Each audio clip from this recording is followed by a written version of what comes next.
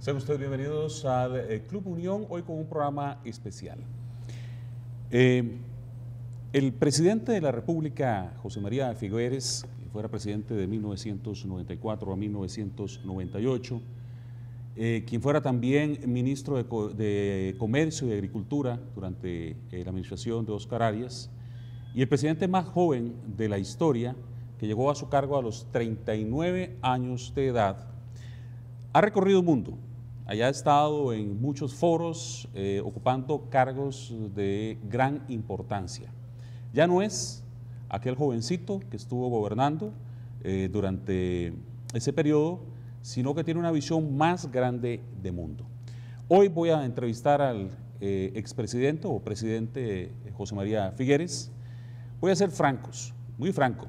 Voy a dejar de lado todo el tema del Catel, no me interesa meterme en ese tema, ya don José María ha hablado de ese tema en montones de programas, su decisión de haber quitado el tren, que luego dice, bueno, ahora la verdad que también a lo mejor no fue tan certera la decisión, o lo del Banco Anglo y todas estas cosas no me interesan. Me interesa hablar de una visión país, me interesa hablar de cómo alguien que ocupó un cargo de altísimo nivel ha transitado durante muchos años en muchos foros y en muchos lugares y como toda esa experiencia podría servir a todos los costarricenses.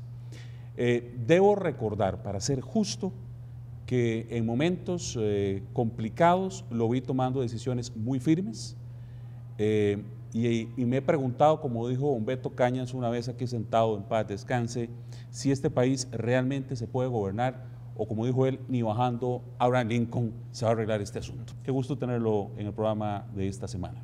Don Alan, muchísimas gracias por la invitación. Me da un gran gusto estar con usted y con ustedes, amigas y amigos.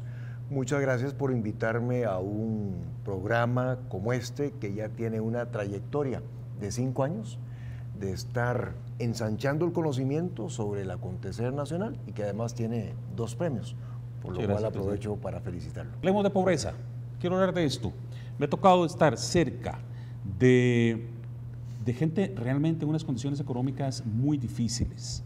Me ha tocado estar alrededor de un gran trabajo que hace el padre Sergio Valverde con obras del Espíritu Santo. Y hace unos días fui a uno de los precarios y vi como una madre que se prostituye, ya prácticamente prostituye a 2 de sus hijas de 15, 16 años, porque tienen un niño especial que ocupa ir a rehabilitación. Me pareció algo terrible, me partió el alma.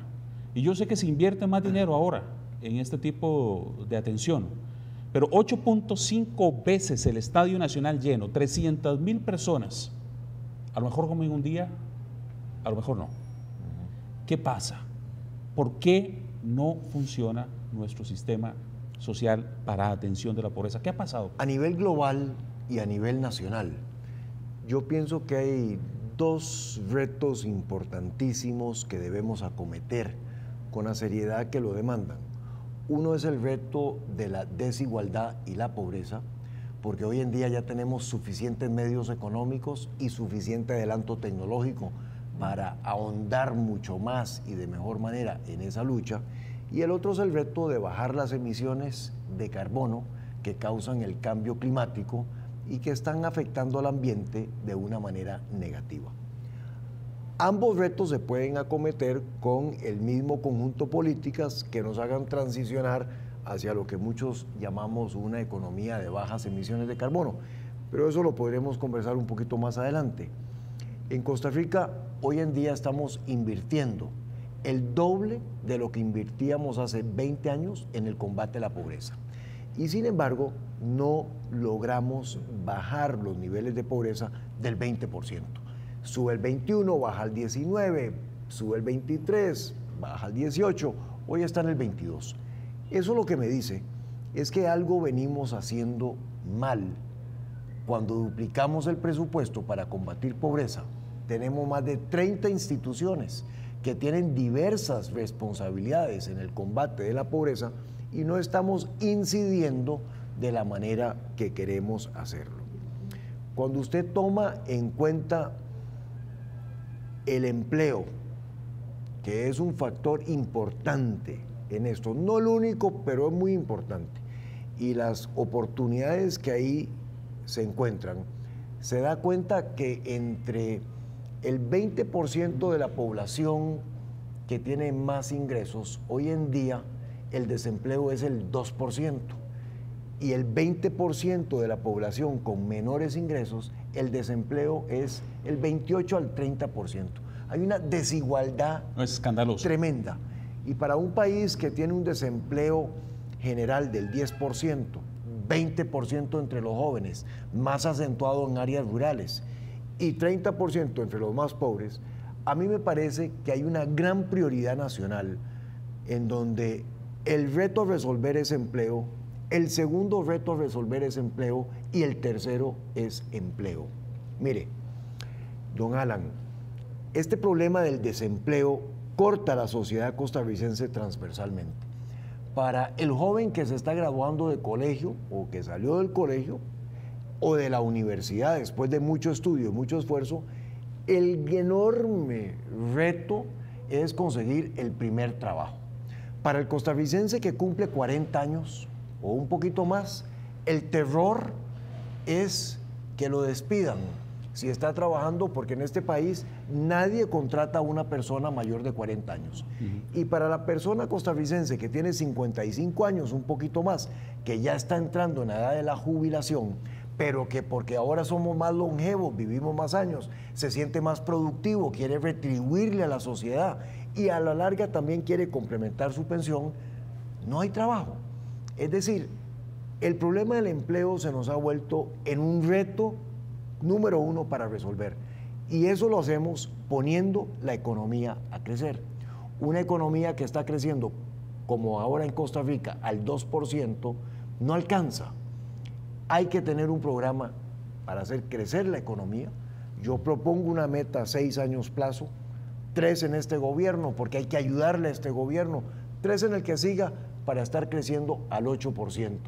Eso crea empleo, oportunidades y combate pobreza. Tal vez, porque me interesa mucho puntualizar, esta es una de varias entrevistas que voy a hacer con diferentes líderes del país, porque la preocupación que usted plantea, también como profesor en la Universidad Nacional, la veo en los estudiantes, todas sus angustias.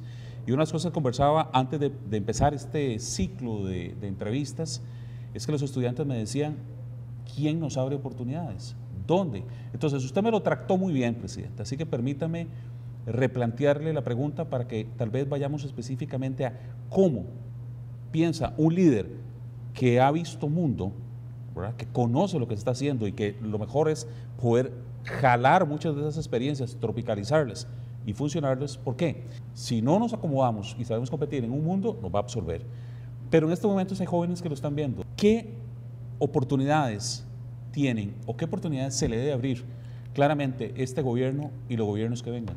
Bueno, lo positivo de esto es que así como es de importante el reto, crecer la economía para generar empleo, oportunidades, bienestar, posibilidades de emprendedorismo para los jóvenes, lo positivo es que a Costa Rica por primera vez en décadas se le alinean 4 estrellas que deberíamos de aprovechar trabajando todas y todos juntos para resolver nuestros principales retos.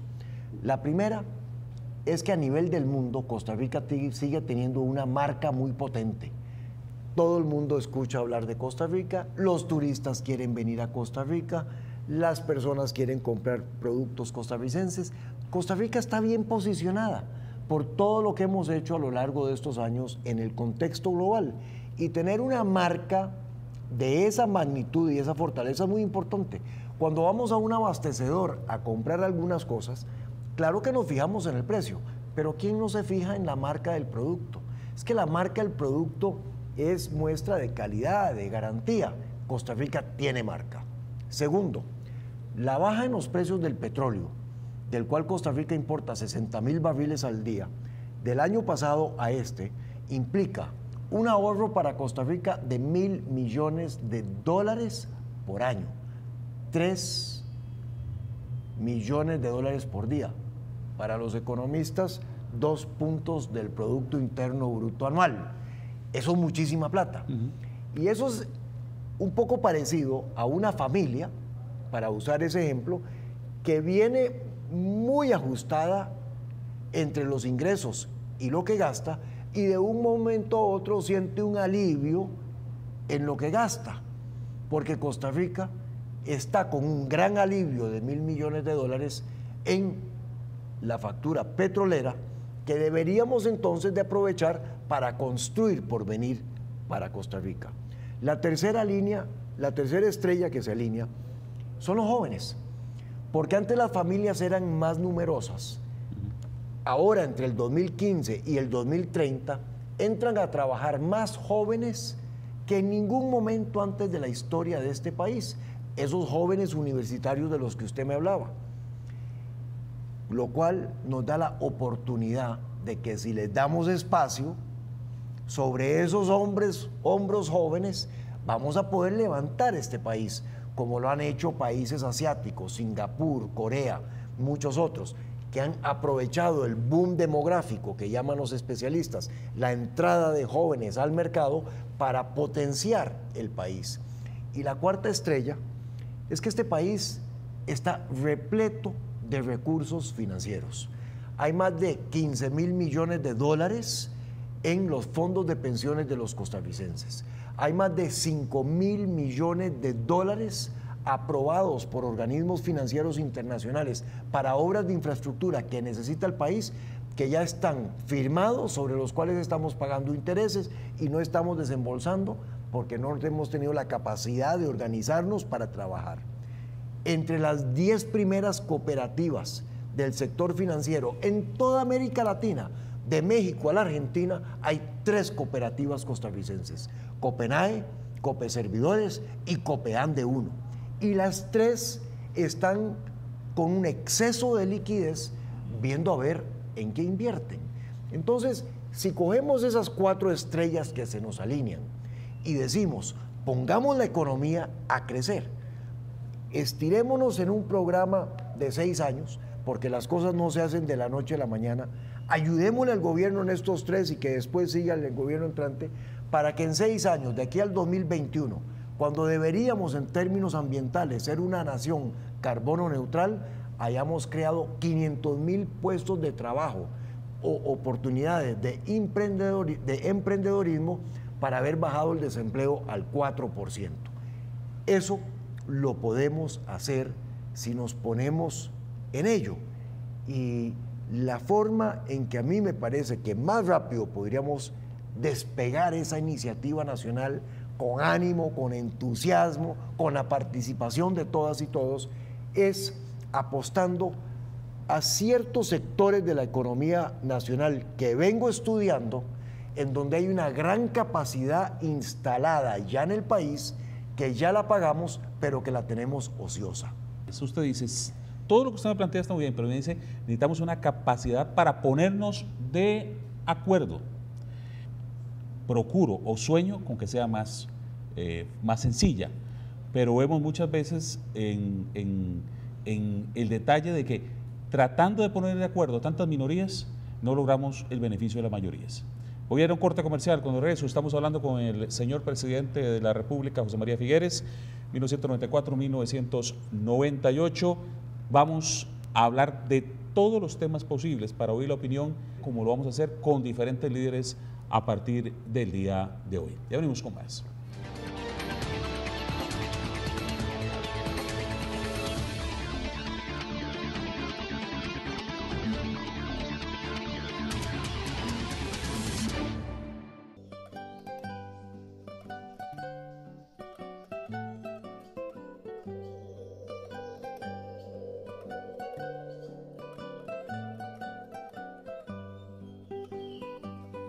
Gracias Canal 13 por exaltar la riqueza turística y patrimonial de Costa Rica.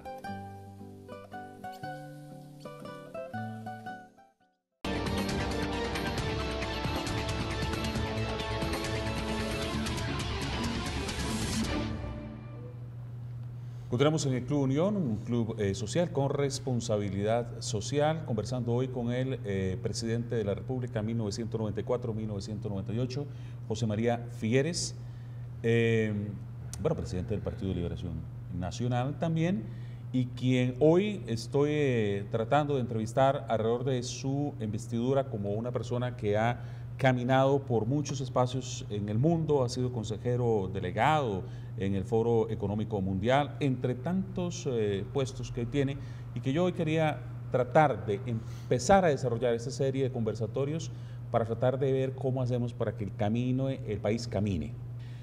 En mis inicios como periodista me tocó cubrir al presidente Figueres, y recuerdo que cuando se hablaba de la entrada de Intel al país, se hablaba de que la comunidad no quería poner postes, que iba a dar cáncer, y al puro final, si mal no me acuerdo, creo haber sentido en el presidente Figueres la decisión de decir, no, mire, se hace bajo mi responsabilidad, pero se hace. Este país, de una u otra manera, le hace falta también decisiones de se hace, presidente, porque poner de acuerdo a tantas minorías a veces es difícil, ¿verdad? Y tenemos que tener la premisa de que el principio es que sí se deben de respetar minorías, pero hay que buscar el beneficio de las mayorías. Sí. Bueno, lo que usted menciona como anécdota es cierto. En aquel entonces, decididos a que viniera Intel al país, porque sabíamos que habría todo un sector de tecnología, del cual hoy tenemos 275 empresas, creando las mejores oportunidades de trabajo para los jóvenes de este país, pues en aquel entonces habían cosas que, ¿verdad?, un poquito se paraban en la escoba. Nos tocó como presidente de la República llegar personalmente a donde estaban sembrando los postes para la transmisión eléctrica, que no querían meterlos porque tenían diferentes argumentos para decir esto va o va, porque es de conveniencia nacional. Y yo pienso que hoy en día el país está en una situación en donde, teniendo esas 4 estrellas que mencionaba, que por primera vez se nos alinean, sería una gran lástima si no desarrollamos la visión y la capacidad de acción para salir de una vez por todas de muchos de nuestros retos. Visión y acción, ponerle norte al país, que sepamos por dónde vamos, sabemos que queremos vivir mejor, cómo queremos alcanzar ese bien vivir, qué podemos hacer para hacerlo, y después ponernos a trabajar sin pararnos en la escoba y avanzar.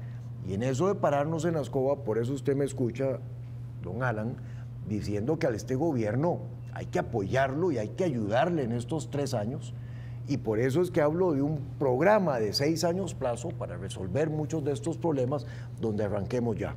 Intel. Bueno, tendría que sentarse mucha gente, entre ellos ustedes, hablar con el presidente Solís y decirle, bueno, habrá que ponerse de acuerdo entre acuerdo. Partidos políticos y sectores de la sociedad. Y por eso es que me vengo reuniendo con los sindicatos, y por eso es que me reúno con las cooperativas, y por eso es que me reúno con los empresarios y con don Guido Vargas en UPA Nacional, porque ando buscando cómo ya nos ponemos de acuerdo sobre un programa para ayudar a que las cosas caminen bien. Usted mencionó Intel. Intel fue un parteaguas en este país. Estoy convencido que para crecer al 8% al final de 6 años, nosotros necesitamos el equivalente de 5 Inteles más. 5 Inteles más. Solamente que esas empresas como Intel no existen. Pero la gran ventaja... Ya le iba a decir, ¿cómo hacemos para tener 5 Inteles en el país? La gran ventaja, don Alan, es que ya los tenemos. Los tenemos dentro de Costa Rica. Los tenemos, ya los pagamos y los tenemos subutilizados. Los próximos 5 Inteles para generar 500,000 puestos de trabajo, bajar el desempleo al 4% y crecer al 8% anual, que es lo que necesitamos en Costa Rica para el bien vivir. El primero, turismo. Costa Rica, ya dije, tiene marca país. Todos quieren venir a Costa Rica. Tenemos hoy en día 45,000 habitaciones de turismo, pero la ocupación promedio está en el 55%. Pongámonos de acuerdo en subir esa ocupación del 55% al 70% a lo largo de los próximos años. Eso no requiere ni ley ni asamblea legislativa, requiere que nos pongamos de acuerdo entre el sector privado, la sociedad civil y el gobierno con un programa de atracción de turismo. Subir del 55% al 70% de ocupación significan 500,000 turistas adicionales por año. Un turista le deja al país $1.000. Esos son 500 millones de dólares, un punto del PIB en términos económicos. Pero además, por el trabajo que genera el turismo, son 40.000 puestos de trabajo directos, principalmente en áreas rurales, a donde va la mayoría del turismo, y 80.000 puestos de trabajo adicionales indirectos. Ahí lleva 500 millones de dólares adicionales y 120.000 puestos de trabajo. A eso, entonces, montemos la industria del turismo sobre esteroides, montémoslo sobre turbocarguémoslo para hablar de turismo médico. A 4 horas de avión tenemos a 300 millones de norteamericanos para quien la salud es prohibitiva en términos de lo cara que es. Exacto. Entendamos que el problema es porque es extremadamente caro hacer cualquier tratamiento médico en los Estados Unidos y evidentemente Costa Rica se vuelve un paraíso para venir a hacer ese tipo de cosas. Y ya están empezando a venir. Y un turista médico le deja al país entre 10 y 12 mil dólares. Pongámonos una meta para que de aquí a 6 años tengamos 300.000 turistas médicos por año. Esos son 3.000 millones de dólares. Esos son 6 puntos del Producto Interno Bruto en términos económicos. Pero pongamos entonces a los hospitales, los 30 de la Caja de Costarricense de Seguro Social y los 5 clínicas, hospitales privados que hay, a trabajar juntos, a trabajar 24 horas. ¿Por qué no podemos operar a norteamericanos en los quirófanos del San Juan de Dios o del México o del Hospital de Cartago o el de Liberia a las 3 de la mañana con un tercer turno? Sí se puede en los privados hacerlo. Y Claro, lo hacen los médicos, pero no lo podemos hacer. Bueno, pero hagámoslo. Porque tenemos No, porque hay unos que dicen que sí, otros que no, y empiezan el pulso para allá. Pongámonos de acuerdo para hacer crecer la economía y crear trabajo. Hay doctores, enfermeras, especialistas, asistentes que hoy no tienen trabajo. Abramos el trabajo en esos puestos y en esas categorías en el Seguro Social. Abramos los hospitales 24 horas. Con eso, salimos de la fila. No tiene que ver con el famoso tema que después te digan, mira, es que van a privatizar y todas esas historias. Nada de privatizar. Eso nos permite salir de la fila que esperan los costarricenses para ser operados y atendidos en muchos casos, pero también atender al turista médico.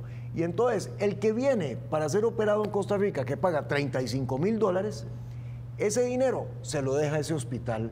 ¿Para qué? Para más equipo, para más facilidades, para ampliar la atención que le puede dar a las y los costarricenses. Eso es posible. Lo está haciendo Singapur. Y ya usted lo ha hablado con Lo estoy hablando con los sectores. Y por supuesto que les parece muy bien la idea. Es posible. Lo estudié en Singapur. Me alegra oírlo. Lo estudié en Singapur. Singapur ya va por 1 millón de turistas médicos. 1 millón de turistas médicos por año del sudeste asiático.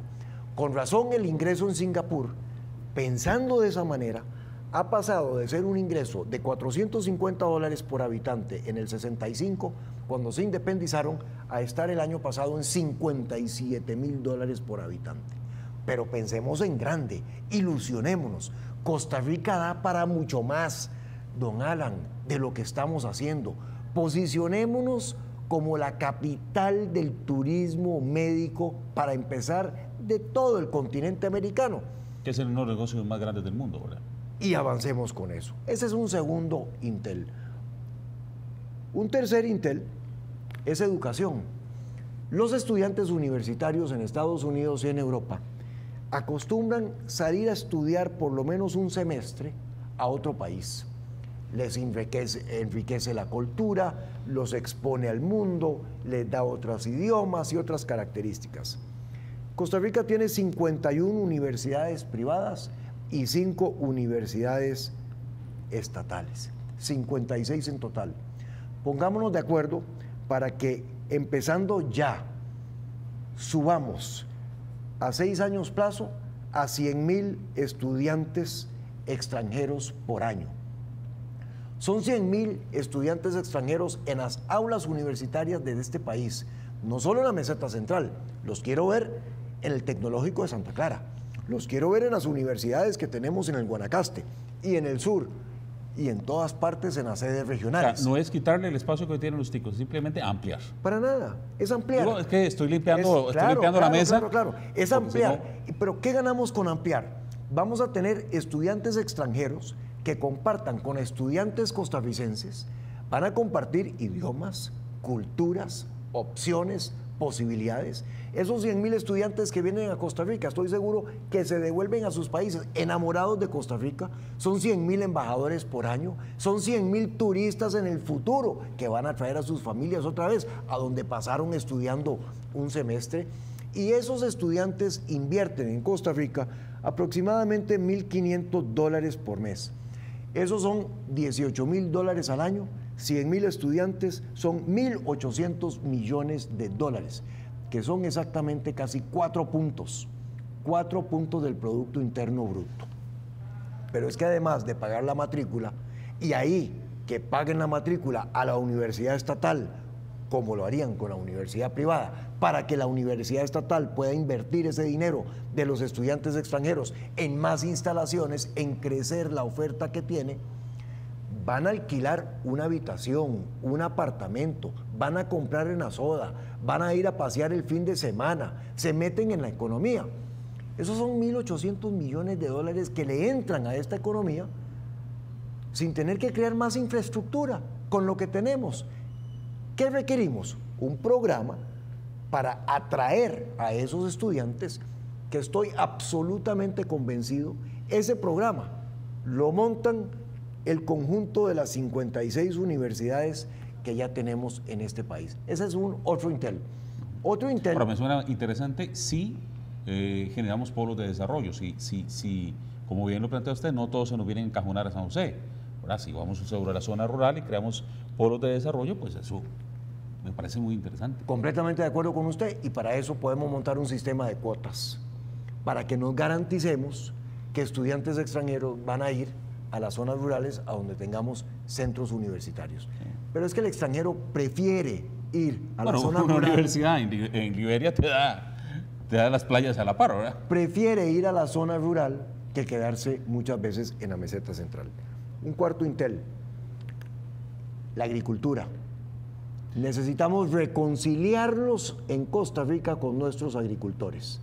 Estamos importando todo el diésel y la gasolina que quemamos en nuestros vehículos. Pero resulta ser que la higuerilla, que se da como mala hierba en todo el país, sembrada en Guanacaste mecanizada, o en altura y hasta Cotobruz, como sombra del café y con otros cultivos, produce en promedio 4.5 toneladas de semilla de higuerilla por hectárea. Eso molido se convierte en 1.500 litros por hectárea de aceite de higuerilla, que tiene una conversión de 1 a 1 con biodiesel. Pasar de semilla de higuerilla a biodiesel requiere de una maquinaria que es más sencilla que los alambiques que usaban nuestros tatarabuelos para sacar contrabando en este país. Con 250,000 hectáreas de higuerilla en el país, generamos más de 80,000 empleos, pero además sustituimos el 50% de la importación del diésel en este país. Menos emisiones, menos contaminación, mayor protección del ambiente, y 250,000 hectáreas son todas las hectáreas del mundo. Mire, sí, Costa Rica es el primer exportador de piña en el mundo, y de piña tenemos como 60,000 hectáreas. Somos el segundo exportador de banano en el mundo, y de banano tenemos como 55,000 hectáreas. 250,000 hectáreas es revolucionar el agro costarricense. La higuerilla fija nitrógeno en el suelo, consume muy poca agua, la siembra usted al final del invierno, cuando ya sacó las otras cosechas, y se da en los peores suelos de este país. Ese es otro Intel. Y el último Intel que le menciono, el quinto, don Alan, tiene que ver con la infraestructura, porque Costa Rica se ha convertido en el país de los 2 carriles. Dos carriles en la 27, 2 en la 34, 2 en la 32, 2 hacia San Ramón, 2 hacia Pérez Celedón. Infraestructura, el país necesita invertir en infraestructura. Hace poquito me acaban de decir que van a hacer una carretera de 6 vías y termina en un puente de 2 carriles. Bueno, completamente de acuerdo. Yo ahí pienso que durante estos 6 años que deberíamos de ponernos de acuerdo en todas estas cosas, porque las cosas no se hacen de la noche a la ¿Cómo ve mañana. usted el tema de infraestructura? ¿Cómo le entra? Bueno, yo lo que propongo, con el mayor respeto, es un periodo de excepción. Un periodo de excepción. Cuando un país tiene una emergencia por encima de lo común, declara un periodo de excepción. Cuando un país va a la guerra, declara un periodo de excepción. Aquí no vamos a la guerra, pero aquí vamos a la conquista de la infraestructura que necesita Costa Rica. Una junta directiva de 5 personas, de la talla de doña Rocío Aguilar, por ejemplo, la excontralora general de la República, que con el apoyo de la NAME, el laboratorio de la Universidad de Costa Rica, como Secretaría Técnica y Secretaría Ejecutiva, esa junta directiva, con el apoyo de la NAME, decida lo que hay que hacer y cómo se hace. Cuando sacan una licitación, ellos la adjudican. Si la apelan 24 y ellos resuelven las apelaciones en 10 minutos, eso va a misa. Y se hacen las cosas como queremos las y los costarricenses que se hagan. Un periodo de excepción, que es una nueva manera, sin el bejuquero de leyes y reglamentos y cosas que tenemos en este momento, para que vayamos a construir la infraestructura que necesita Costa Rica, para que cojamos esos 5.000 o 6.000 millones de dólares que están ahí, sobre los cuales estamos pagando intereses, porque ya los tenemos para ahora, pero no los hemos podido desembolsar. Es un periodo para que nos pongamos al día en la infraestructura nacional. Nos extendimos en este segmento un poco más porque quería oír estos 5 planteamientos y venimos a profundizar en otros detalles con el señor presidente de la República 1994-1998, don José María Figueres. Estamos iniciando una secuencia de entrevistas con líderes del país para oír su opinión en función de tratar de ir creando esos puentes vinculantes con proyectos que sacan adelante un país, vamos, que lo amamos todos, pero que tenemos que comprometernos todos para sacarlo adelante. Ya venimos con más.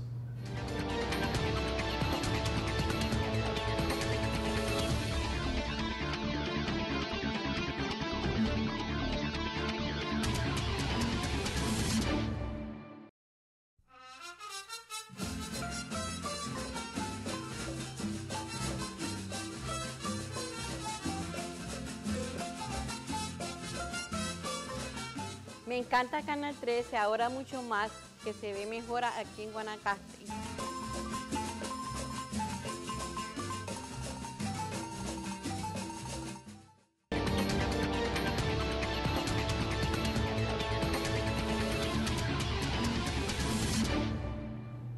Continuamos con el programa de esta semana desde el Club Unión, un club social con responsabilidad social, con el señor presidente de la República, don José María Figueres, quien estuvo en la administración en el año 1994 hasta el año 1998, y que llega muy joven. Y me parece sentir que viene con una visión de mundo a tratar de que se implemente y se contextualice en el país, buscando polos de desarrollo. Tengo una serie de preguntas, pero no puedo dejar de darle la palabra para oír ese último eje. Con gusto. El quinto eje es una nueva división del ICE que se podría llamar ICE Solar. Es aprovechar las nuevas tecnologías en el mundo y la forma en que ha venido cayendo de precio los paneles solares para generar energía, de manera tal que el ICE, por decirlo de alguna manera, alquile los techos de las y los costarricenses instalando paneles solares para producir energía. Le ayuda al ingreso familiar, bajamos la cuenta de la electricidad, vamos a generar durante el día, cuando hay sol, que es generar contra lo que los que conocen del sector energético llaman el pico de la demanda, que es lo más caro, le ayuda a la familia, nos hace un país más competitivo y le ayuda al ICE. Yo quiero que el ICE sea el dueño principal de ese negocio. ¿Cuántos miles de puestos de trabajos, de jóvenes, de técnicos, de ingenieros vamos a crear en todo el país, colocando esos paneles solares y dándoles mantenimiento? Y Costa Rica tiene campo para 250 megawatts de energía solar.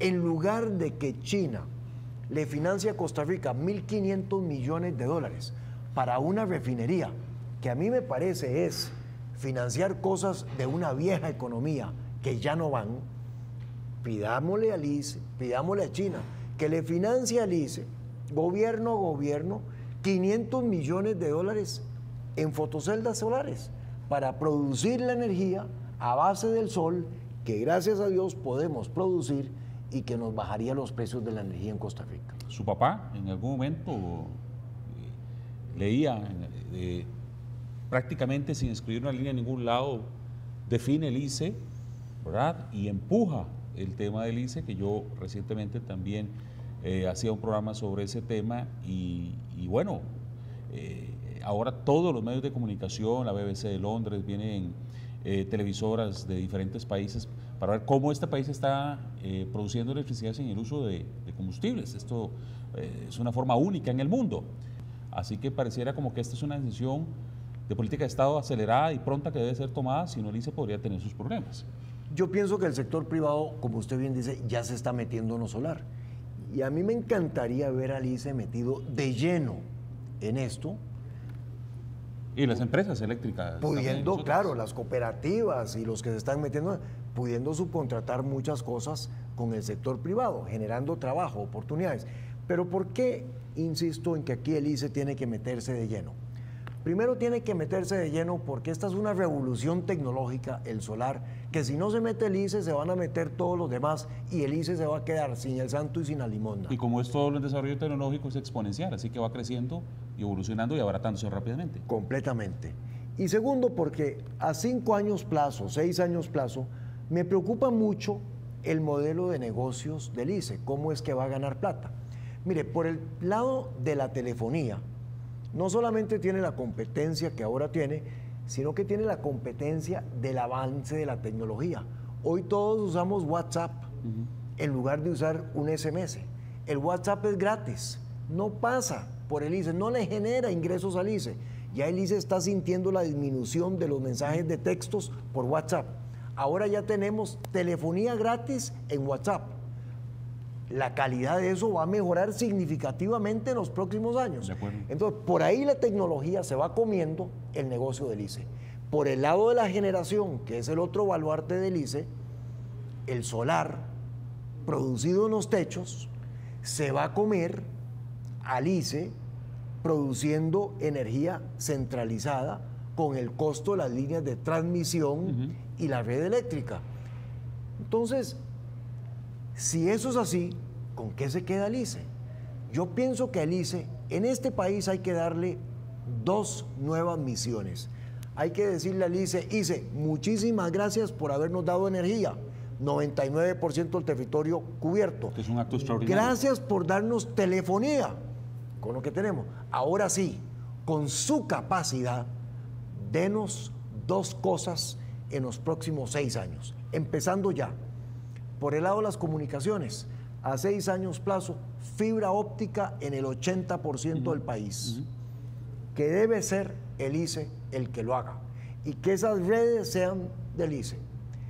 Y en el lado de la energía, convertir a cada techo en una mini planta. Esas son 2 nuevas misiones para el ICE que le dan vida a la institución, que la fortalecen hacia el futuro y que nos traen inmenso porvenir en este país. Y mantenemos el manejo solidario de lo que ha sido todo el proceso durante tantos años. Completamente. Me va ganando el tiempo y usted me plantea una cartilla que no voy a poder desarrollar en un solo programa, así que voy a tener que traerlo otra vez más adelante.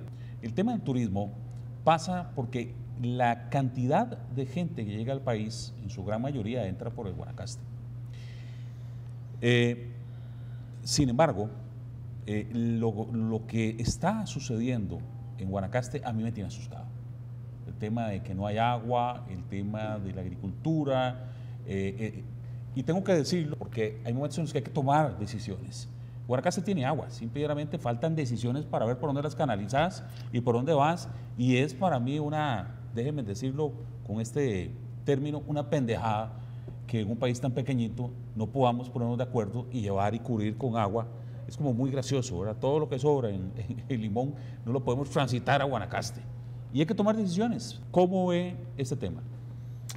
En el Guanacaste, hoy en día, el primer problema es empleo. Y el segundo es empleo. Y el tercero es empleo. Y después está el problema del agua y todos los demás que usted apunta, que también tenemos la responsabilidad de solucionarlos. Pero, presidente, sin agua no hay turismo. Sí, estoy de acuerdo con usted. ¿Verdad? O sea, estoy de acuerdo. Bueno, pues, problemas del agua. No es un problema de falta de agua. Es un problema, por un lado, de que este país desperdicia entre el 40 y el 50% del agua potable por problemas en las cañerías, por fallas, por fugas, por hurto, por todo lado. El 40% no es un número... No es un número pequeño. Es un número gigantesco. Bueno, y por el otro lado, como usted bien dice, no nos hemos puesto de acuerdo para hacer las inversiones necesarias que nos permitan pasar agua de donde la tenemos hacia otras áreas en que no las tenemos. Este país, don Alan, está sobreestudiado. Sí, sí. Aquí hay planos y planes para todo. Sí. Lo que no hay es ejecución. No, le lleno esa pared de diagnósticos. Y no hay ejecución, pienso yo, porque no hay visión, no hay articulación del país, no hay un sentido de que aquí es donde queremos ir, y entonces para ir en esa dirección, que es la dirección del bien vivir de la persona costarricense, necesitamos hacer estas y estas y estas cosas en estas prioridades y en estos tiempos. Visión y acción. Don Pepe decía que la única forma de hacer las cosas es haciéndolas. Hay que tomar decisiones, hay que ser valiente, hay que arriesgarse a que cuando se toman decisiones, en algunas oportunidades se equivoca. Si eso es así, hay que pedir perdón y hay que echar para adelante nuevamente. En este país no se toman decisiones, hace falta tomar decisiones y tener una clara visión de hacia dónde vamos. Y por eso, y porque no hay tiempo que perder. ¿Y cómo alineamos el país? Es que a mí me parece que tenemos que alinearlo a lo largo de los 6 años entrantes en el conjunto de iniciativas que he mencionado. ¿Quién va a estar en desacuerdo con que la economía costarricense crezca al 8%? ¿Quién va a estar en desacuerdo con que como producto de eso generemos 500,000 puestos de trabajo? Presidente, siempre va a salir un artista por ahí. Bueno, pues esos artistas hay que hacerlos a un lado. Si no los podemos convencer con los argumentos, vamos adelante dejándolos a un lado. Yo estoy absolutamente convencido de que nadie llega al gobierno queriendo hacerlo mal. ¿De acuerdo? El presidente Solís se levanta todas las mañanas, estoy convencido, queriendo hacer las cosas de la mejor manera. Bueno, pues ayudemos, empujemos entre todos, hagamos patria, aprovechemos las 4 estrellas que mencioné que tiene Costa Rica, el buen nombre, la baja del precio de los combustibles, 500,000 jóvenes que entran a la fuerza laboral, los recursos financieros que tenemos en fondos de pensiones y cooperativas. Aprovechemos todo eso, pongámonos a trabajar, don Alan, pongámonos a trabajar por este país, pero no esperemos al próximo gobierno, hagámoslo ya, hagámoslo ya. ¿Cómo? Conversando con los sectores para ver cómo un plan como el que aquí hemos esbozado, ojalá que se pueda mejorar con el concurso de todos y de todas. Hablando con el gobierno para decirle esto es lo que pensamos de lo que se podría hacer en Costa Rica. ¿Qué piensa el gobierno? ¿Cómo colaboramos? ¿Cómo juntamos esfuerzos? Y después tomando las decisiones que tenemos que tomar para ir adelante. Usted en algún momento dijo que este gobierno, voy a citarlo, sería el último de la decadencia o el primero del renacimiento de Costa Rica. Sí. ¿Cómo lo ve hasta la fecha? Pues hasta la fecha lo veo siempre con el optimismo y la oportunidad de que sea el primero del renacimiento. Si nosotros no nos ponemos de acuerdo en las cosas que tenemos que hacer en este país para vivir mejor, desde ya, para irlas haciendo en estos 3 años, va a ser el último de la historia pasada. No, yo aspiro a que sea el primer gobierno del renacimiento. Yo aspiro que este gobierno salga por la puerta grande. Se lo dice el presidente del Partido Liberación Nacional, principal partido político de este país y el mayoritario en la Asamblea Legislativa y de oposición al gobierno. Pero oposición crítica y constructiva, con amor por Costa Rica, queriendo, porque hemos estado en gobierno, sabemos gobernar y sabemos tomar decisiones y sabemos lo que eso cuesta, queremos ayudarle a este gobierno a que las cosas le salgan bien. Que el 8 de mayo del 18, cuando entrega la banda presidencial el presidente Solís, Costa Rica entera se pare, se ponga de pie, aplaudir su gestión, porque dejó a una Costa Rica enrumbada en una dirección certera, con planes bien delineados y moviéndonos como tenemos que movernos. Eso es hacia lo que deberíamos de contribuir cada una y cada uno de nosotros, desde gobierno, desde oposición, desde cada uno de los sectores de este país, porque eso es lo que le conviene a Costa Rica.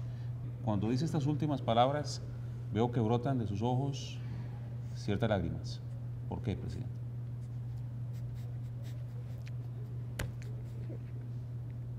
Porque quiero este país,